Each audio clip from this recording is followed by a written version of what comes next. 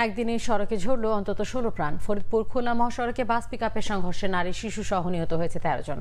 ঘটনা তদন্তে 5 সদস্যের কমিটি গঠন হয়েছে। এদিকে ময়মনসিংহে 2 বাসের সংঘর্ষে 2 জন ও শেরপুরে বাস চাপায় 1 জন নিহত হয়েছে। প্রতিনিধিদের পাঠানো তথ্যচিত্রে দেখুন ডেস্ক রিপোর্ট। কিছু চালকের বেপরোয়া গতির কারণে কোনোভাবেই সড়কে থামানো যাচ্ছে না দুর্ঘটনা। ফরিদপুর শহরতলির কানাইপুরের দিগনগর এলাকায় মঙ্গলবার সকাল 8টার দিকে ঢাকা থেকে ছেড়ে যাওয়া মাগুরাগামী ইউনিক পরিবহনের সাথে ঢাকামুখী একটি যাত্রীবাহী পিকআপের মুখোমুখি সংঘর্ষ হয়। এতে ঘটনাস্থলে নারী শিশুসহ 11 জন নিহত হন।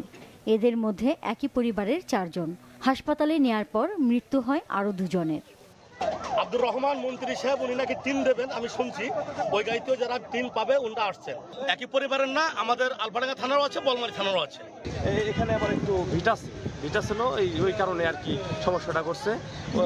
ভাঙ্গা জায়গা আছে অনেকটা, প্রায় এখানে অ্যাক্সিডেন্ট ঘটে। এই রোডটি আরো প্রসারিত করে একদম আপনার ডিভাইডার করে লেন করে দেওয়া হোক। ফায়ার সার্ভিস ও পুলিশ জানায় ত্রাণের টিন নিতে আলফাডাঙ্গা ও বোয়ালমারী থেকে তারা পিকআপে ফরিদপুর সদরে যাচ্ছিলেন। পিকআপটি উল্টো লেনে চলার কারণেই এই দুর্ঘটনা। পিকআপটি এবং ইউনিক বাসটি মুখোমুখি সংঘর্ষ হয় এবং ইউনিক বাসের ধাক্কায় পিকআপটি প্রায় অর্ধেক একেবারে দুমড়ে মুচড়ে যায় এবং এই পিকআপে 15 জন যাত্রী ছিল। তার ভিতরে স্পটই মারা যায় 11 জন এবং 4 জন যাত্রীকে হসপিটালে প্রেরণ করা হয়। সেখানে 2 জন যাত্রী মারা যায় বলে আমরা খবর পাই। অতিরিক্ত গতির কারণে সাধারণত এই দুর্ঘটনাটা ঘটেছে বলে আমরা আর তারপরে তদন্ত কমিটি গঠন করছে, আসলে আর তদন্ত করতে পারবে। এ বিষয়ে জেলা প্রশাসক জানান, নিহতদের দাফনের জন্য তাৎক্ষণিক সহায়তা হিসেবে 20,000 টাকা করে দেয়া হবে, আর ক্ষতিপূরণ হিসেবে দেয়া হবে 5 লাখ টাকা এবং গুরুতর আহতদের 3 লাখ টাকা করে। তাদের পরিবার আমাদের সাথে যোগাযোগ করে আমরা দ্রুততম সময় এই অনুদানের ব্যবস্থা করে দেব। এই ঘটনা অনুসন্ধান, কারণ অনুসন্ধান, ঘটনা প্রতিরোধ এবং সম্ভাব্য দোষীদের শনাক্ত করার জন্য বিজ্ঞ অতিরিক্ত জেলা ম্যাজিস্ট্রেটের নেতৃত্বে 5 সদস্যের একটি কমিটি করা হয়েছে।